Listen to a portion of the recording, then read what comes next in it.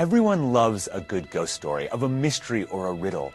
But what happens when the legend of a place grows larger than the place itself? This is such a place. Its story debated and deciphered from the few remaining clues that survived the death of its wealthy and eccentric owner, a Mrs. Sarah Winchester, heiress to the Winchester Rifle Company fortune. Starting as an 8-room farmhouse and built into a sprawling 160-room mansion with a bizarre layout of stairways, doorways, and windows, we know the house is strange. But why did Sarah Winchester build it this way? This is what you will have to decide for yourself as you tour the twisting corridors of the Winchester Mystery House.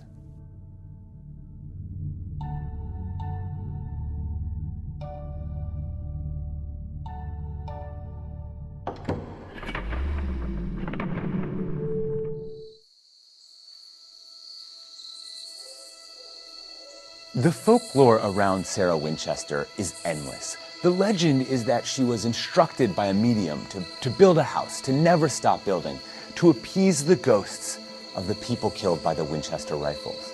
That she was in permanent mourning, haunted and crazy. Some say she left the house as a complex coded puzzle to be solved by the worthy few. Or perhaps she was simply a frustrated self-taught architect whose house became an endless experiment in building. The true mystery of this house remains until we explore for ourselves and shed a little light on what Sarah Winchester's house is truly telling us.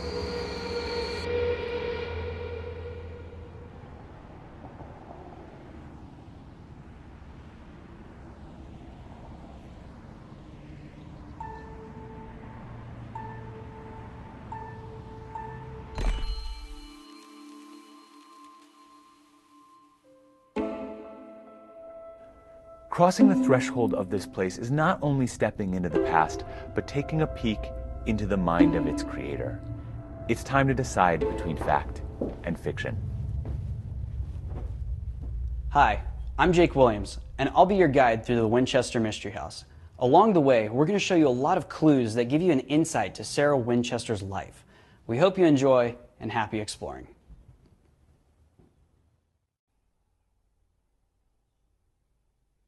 This way, you can get a lot of... This way, you can... This way...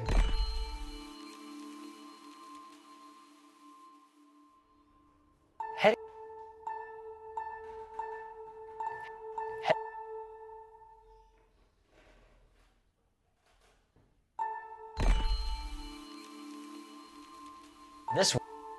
This way, you can get a lot of information about Sarah's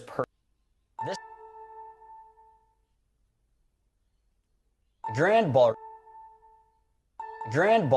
has many details and hidden signs throughout it.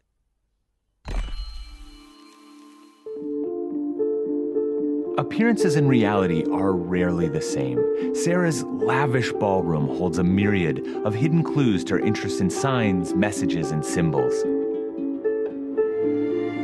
There's an even bigger truth hidden in these walls, beckoning to be discovered.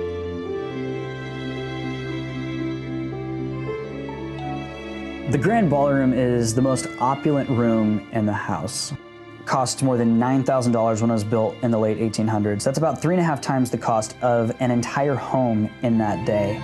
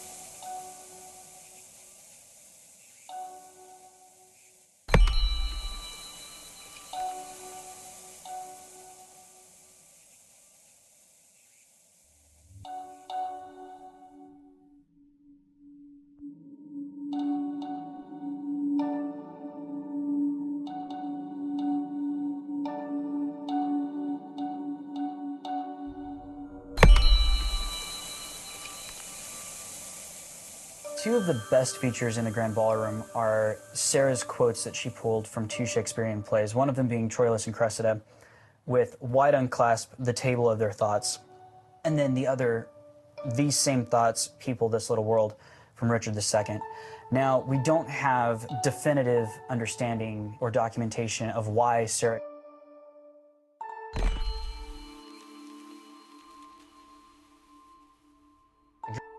this way.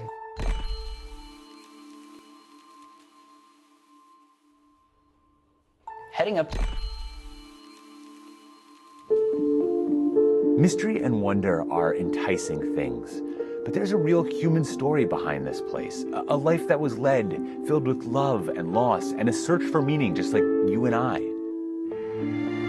Here we hope to capture the narrative of Sarah Winchester, a mother, a wife, and the independent spirit behind this incredible creation.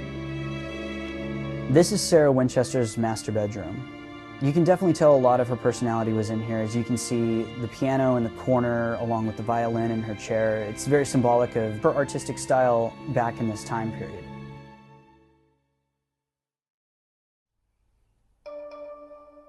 She was married to William Wirt Winchester, who was the son of Oliver Winchester, who owned the Winchester Rifle Company, also known as the company who created the gun that won the West. Her and William were married for a time before they had their daughter Annie, who unfortunately passed away of a protein disorder called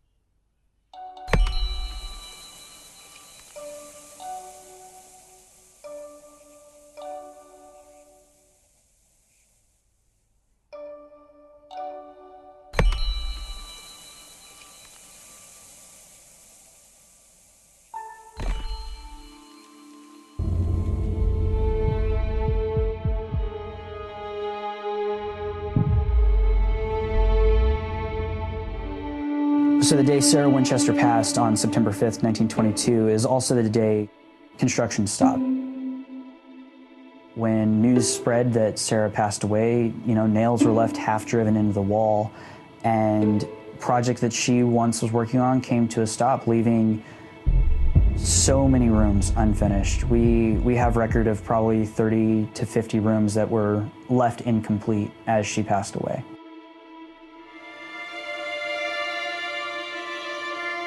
Sarah Winchester's influence over this place eventually came to a close. But all stories that end spark a new story beginning. Just weeks beyond this point, stripped of its possessions and sold to the highest bidder, Sarah's incredible abode started a new life as a tourist attraction for the curious public and ghost hunters alike.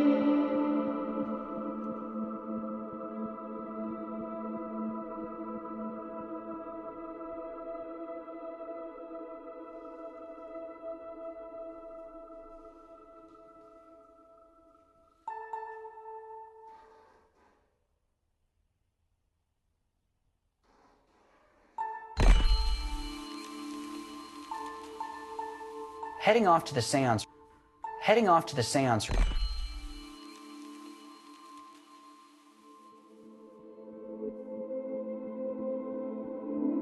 There's no speculation greater than about the happenings within the next room of Sarah Winchester's house. A simple-looking space at the very heart of the mansion. It beckons to be whispered about and is picked over to this very day.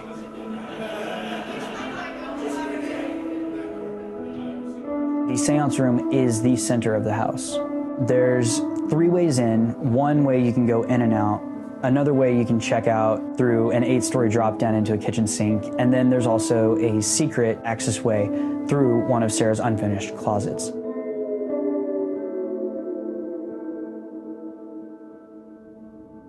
It's a room that still to this day is left largely to speculation as to what actually happened in here. We don't know if she was here just to meditate. It's understood through conjecture that Sarah would come in here to gain inspiration for the next project and the next step of creating the Mystery House.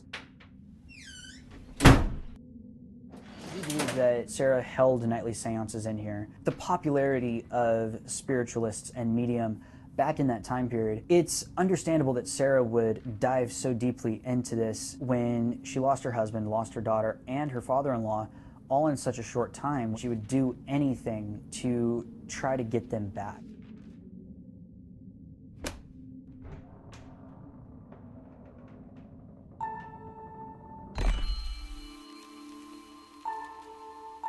This is a view of the front of Sarah.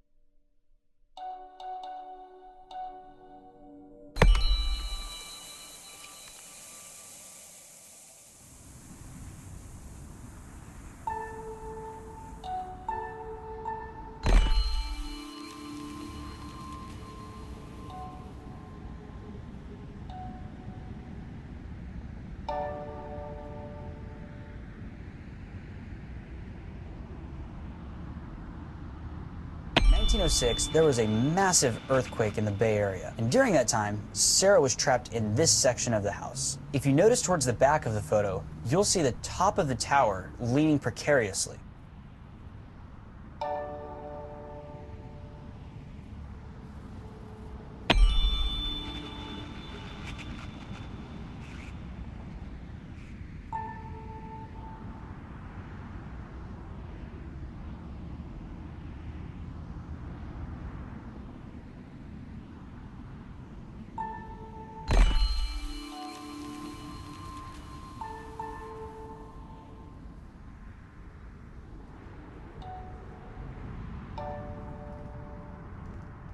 Notice the two statues. These are Hebe and Demeter, two iconic symbols guarding the entrance.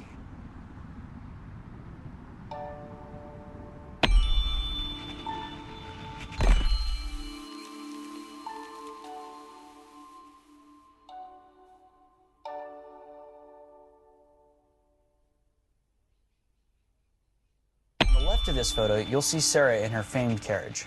Notice this portion of the house has yet to be built.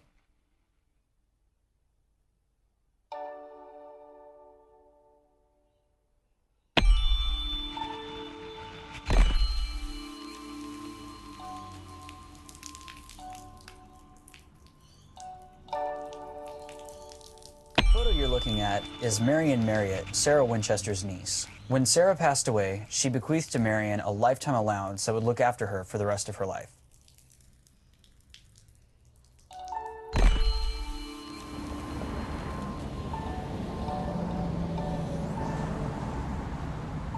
This is a view from the front steps of Sarah's house. Notice she once had a driveway here.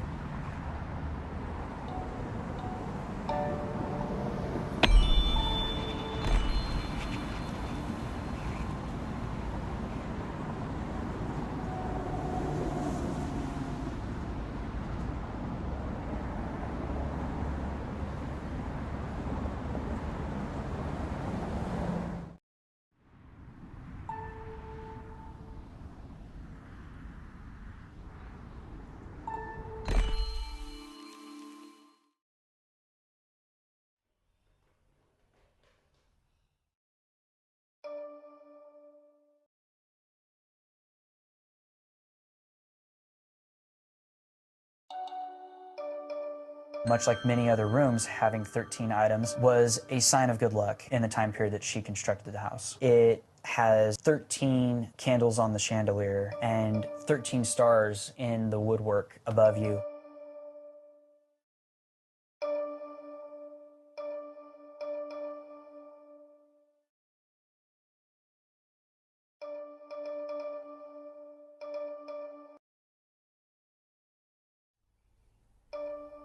For one reason or another, since I started in to make alterations in my house, I've not been able to get anything like settled. It would make a long story to tell all about it. In the first place, it is infinitely more difficult to get work done than it would be in New Haven. I'm constantly having to make upheaval for some reason. For instance, my upper hall, which leads to the sleeping apartment, was rendered so unexpectedly dark by a little addition that after a number of people had missed their footing on the stairs, I decided that safety demanded something to be done. So over a year ago, I took out a wall and put in a skylight. Then I had to have plastering done, and as that could not well be done in the heat which succeeded, I had to wait for cooler weather. Then I became rather worn and tired out and dismissed all the workmen to take such rest as I might through the winter. This spring I recalled the carpenters, hoping to get my hall finished up. Then came the necessity for an irrigating plant, and this required much work from the carpenters so that they could not get at the hall. Then came the need for other outside work, which must be done before the fall rain should interfere. Rain revealed to my dismay leaks in the new skylight. And so it goes.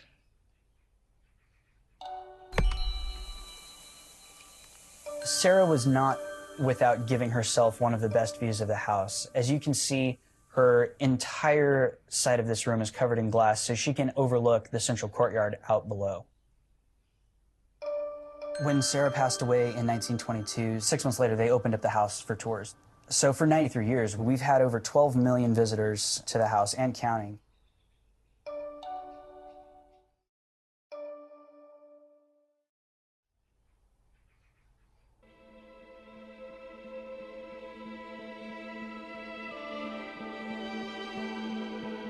What drove Sarah Winchester to build this strange house?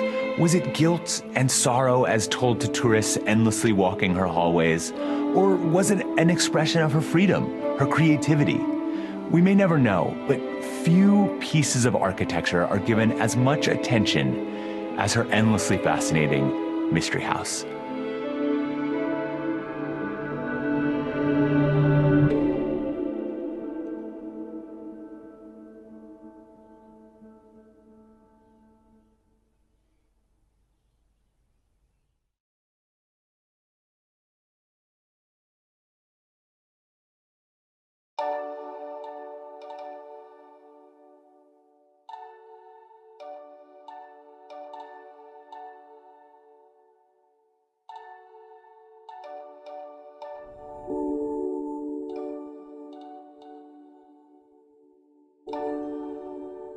Mendenhall Ice Caves, Alaska. The Mendenhall Glacier is a 12-mile-long glacier just 12 miles from Juneau, Alaska. Underneath the glacier hide spectacular ice caves, but it is incredibly difficult to get to them. First, one must kayak through icy, choppy waters and potential falling icebergs. Following that is a careful hike along the glacier's edge where the rock is especially loose and slippery. But for knowledgeable hikers, it's worth the risk to stand inside the surreal blue world of the ice caves. The Mendenhall Glacier is now retreating due to global warming, making these otherworldly caves a fleeting wonder.